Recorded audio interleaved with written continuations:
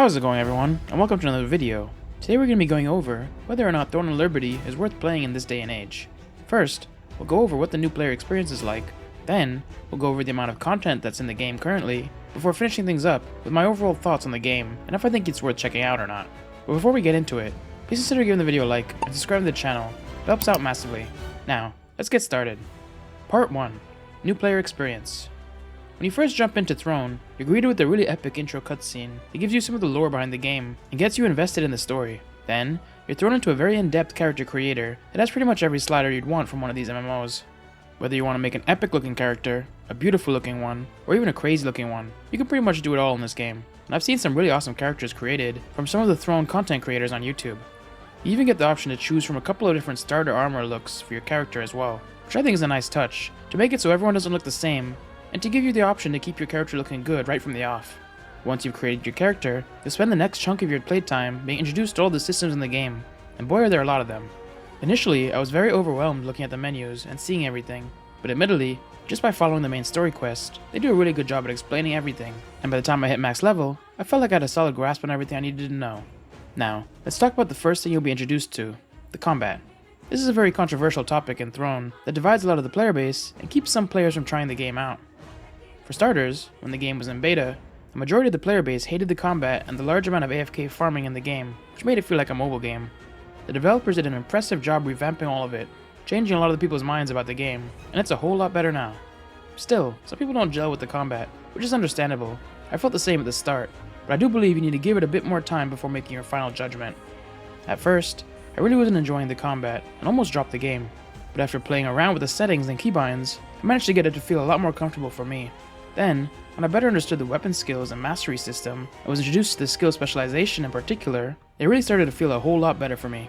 Before this, I was playing a mage class with a staff, and a lot of my abilities had me rooted, or didn't do what I was hoping from them, but by being able to specialize my skills, it opened up so many more options, and finally let me get a bunch of abilities I could do while moving, which made things a lot more fun for me. So, if you were someone who gave up within the first 10 minutes because of the combat, but enjoyed everything else about Throne, I think it's worth going back and pushing on a little further.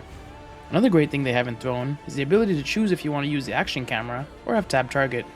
For someone who enjoys action combat a lot more than tab targeting, there's not many MMOs out there for me that allows this, so it was a big plus for me. The skills you'll be able to choose from and use are all locked behind each weapon, and you can equip 2 weapons at once, with no need to weapon swap to use abilities from both weapons. I really like this system, as you don't really need ults to try out all the weapons in the game. Instead, you can change up your build often and find what you really enjoy. Early on in the tutorial, you'll be given one of each weapon, as well as a brief video display of how they perform in action, and a test dummy to try out the abilities on.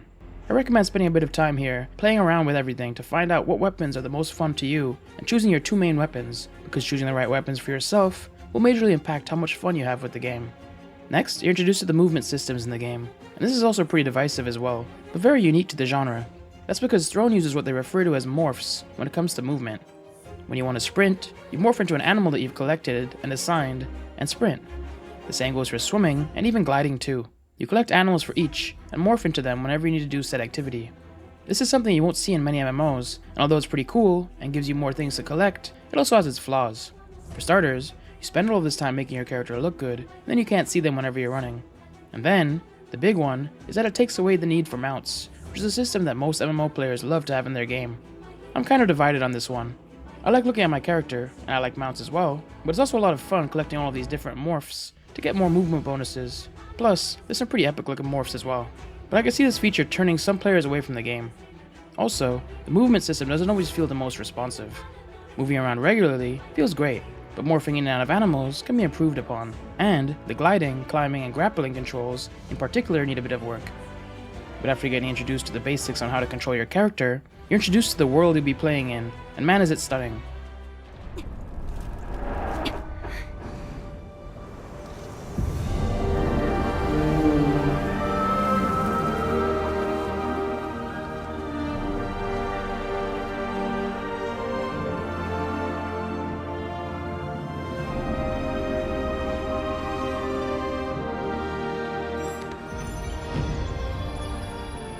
I'm playing this game on mostly medium settings, and even still, it's one of the best looking worlds I've ever experienced in an MMO. From the beautiful landscapes to the epic forts, everything just looks awesome, and as you enter new zones and unlock its fast travel point, You're given a fly-through of the area, going over the history of why the zone looks as it does. It feels great every time you unlock a new area to learn its history before being given a bunch of new objectives you can do in that area for unique rewards. And speaking of fast travel, this game has one of the best looking fast travels I've ever seen. There's no loading screens when traversing the world. Whenever you need to teleport, you just click on where you want to go, and you shoot up into the sky and then back down into the spot you were heading to in one clean animation. But it's not just the world that makes the game so stunning, there's also the mobs you'll come across. Each mob looks unique, with tons of diversity and actual backstories to why they are where they are. Whenever you enter a new area, it really feels different, not just by how the zone looks, but also by the new types of mobs you'll be encountering. The world is a real high point of the game, and part of what made my experience with the game so far so enjoyable. As you progress through the tutorial further, you'll eventually be introduced to yet another divisive system in the game, in the Amatoi system.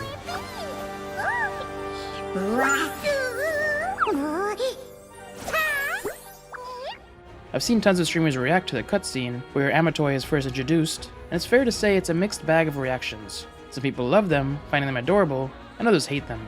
I don't mind it, and some of them are pretty cool looking, but I could see why you wouldn't want it in the game, as it doesn't exactly fit the rest of the scenery up to this point. You can go into the settings and hide other people's Amatois if you really don't like them, but unless you manually choose to not use one for yourself, you can't currently hide your own.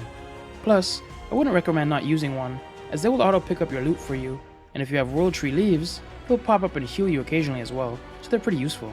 Also, they have a whole system behind them, where you can send them out on expeditions to get you extra resources, and unlock higher tier versions of said expeditions as well.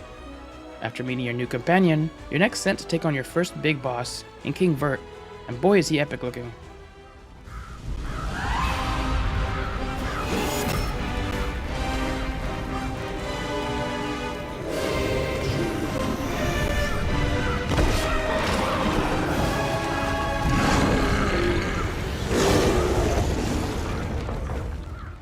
You get a couple of awesome cutscenes and an easy enough battle before defeating him.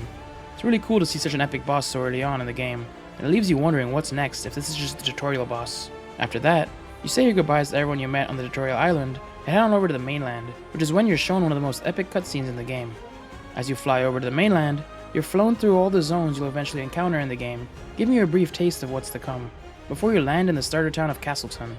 Getting here and seeing the Throne of Liberty logo appear after the whole cutscene was such an awesome feeling. It gave me goosebumps knowing I had so much adventuring ahead of me. And this is where the tutorial kind of ends, and the journey begins. You'll still be taken through the town being introduced to all of the NPCs, and as new features unlock, you'll be taught them as well, but from here on out, you're free to choose what it is you want to do next. Part 2. Content. When it comes to content, Throne of Liberty has a ton of it. This is because the game had already been going in Korea for a while before it had its global launch, so it's had time to build on all of its systems. This is a good thing, but it can also be overwhelming for newer players, seeing so many systems. For the bulk of my journey so far, I just stuck to the main story quest, and a few side missions as well, as I grinded my way to max level. There's a ton of content here alone, as it would take me weeks to max out my character. The main story was really enjoyable though, the cutscenes were always phenomenal, and you got to meet some pretty interesting characters along the way as well. Admittedly, some of the parts of the story were a lot better than others, and some plot lines were a bit predictable, but for MMO standards, I was satisfied with the story overall. The whole story was voice acted, which is always a welcomed addition, although there were some bugs present throughout, and voiceovers weren't always 100% accurate.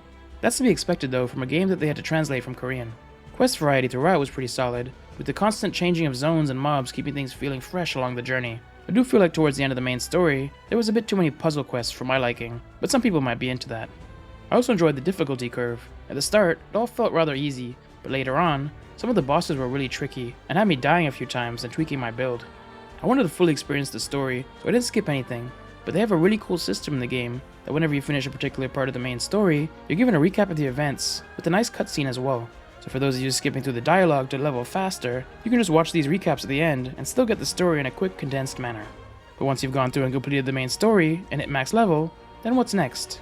A big part of Throne's endgame is all about guild PvP.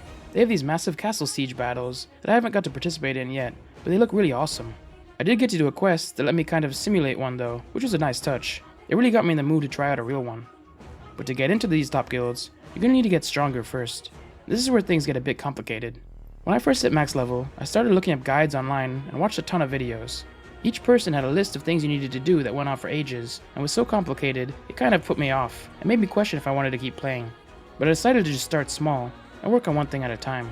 You'll essentially be farming out dailies and weeklies to first get a set of top tier gear, and then you'll be saving up resources to max your gear out. You'll also want to level your skills, weapons, and complete your collection logs.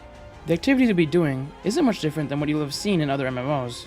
You can do daily missions, co-op dungeons, secret solo dungeons, and much more. Slowly but surely, you'll get more and more powerful, and that's when you can start jumping into the PvP content, or even the more difficult PvE content. But that's not all you'll be doing. Some of the most fun I've had so far is just from going out and collecting things, from the Amatoys, to get more workers and buffs, to cool new morphs, and even guardians, which are like powerful ultimate abilities. There's tons to collect in this game, and it's a lot of fun for the completionist gamer like me. Sometimes I just log on and go from zone to zone, completing all the missions in each area in my attempt to finish every mission in the game. There's also a lithograph book, which allows you to turn in pieces of gear, and when you complete a set, you get a reward. This makes every gear drop feel good, even if you'll never wear it, because it'll put you one step closer to completing the book. Or, if you're more into skilling, there's cooking and fishing, which isn't something I'm really into, but I know a lot of people do enjoy these kinds of systems in MMOs. You can also gather items through activities like mining and woodcutting, but there's no skills associated for them yet. I assume they'll be implemented sooner or later. And then, there's everyone's favorite endgame activity, transmog. Like most Korean MMOs, this game doesn't lack for options when it comes to transmog. There's so many unique looks you can come up with in Throne, and I've come across some amazing looking characters on my journey so far. These looks are bought with something called Lucent, which can be bought for real world money, but what's nice is you can sell items you earn in game for Lucent, so you can get every outfit you're after without having to spend real world money on it. But that brings us to quite possibly the most important question, and that's if the game is pay to win or not. Like with most MMOs, this is a hard question to answer, depending on your definition of pay to win. But overall, I'd say yes, this game is pay to win. Because you can buy things with Lucent, which can be bought with real money, whales will inevitably have an easier time with the game than the free-to-play players. That's not to say you can't be competitive at endgame if you're free to play, but it'll just be a lot more work on your part. It's hard to be too critical of having Lucent being purchasable with real money though, considering the game is free to play. Part 3. Overall thoughts. Now, would I recommend checking this game out? For the most part, yes, with a few caveats. If you're a casual gamer who loves leveling in MMOs and just exploring the world, then 100% give this game a go. There's tons to do and collect to get your MMO fix out of, and if you enjoy a game with good transmog options, this game's got you covered. Plus, the game is literally free. I got hundreds of hours of fun out of it without having to spend $1. That's great value in my book. If you're more of a hardcore gamer who's mostly into PvP and you're looking for a forever game, but you're opposed to spending lots of money in games, this might not be a game for you. With power creep each expansion, and all the dailies you'll need to keep up with to stay on top in this game, you might burn out fast. If you're more on the hardcore side of gaming, but enjoy PvE more, I think you will enjoy this game, as being super meta is less important on the PvE side, and there's tons of content for you. Overall, I think the perfect kind of player this game is designed for is someone who doesn't care if they're not in the top 1% of the player base, but just wants to go around in a beautiful world, doing epic things, trying out different builds and looks, while collecting different kinds of items. If that sounds like you, then I think you'll love this game. I know I've had a blast with it so far. It won't become my main MMO, and I'm nearing time to take a break from it, but I'll keep it installed on my PC. I'll be constantly jumping back in every once in a while to try out its new content as it's released. And heck, the game is free, so even if you're still on the edge on whether or not to give it a go, just download it, give it a try, and after an hour, if you're not enjoying it, you can always uninstall it without having your wallet take a hit. But that's my thoughts on Throne and Liberty.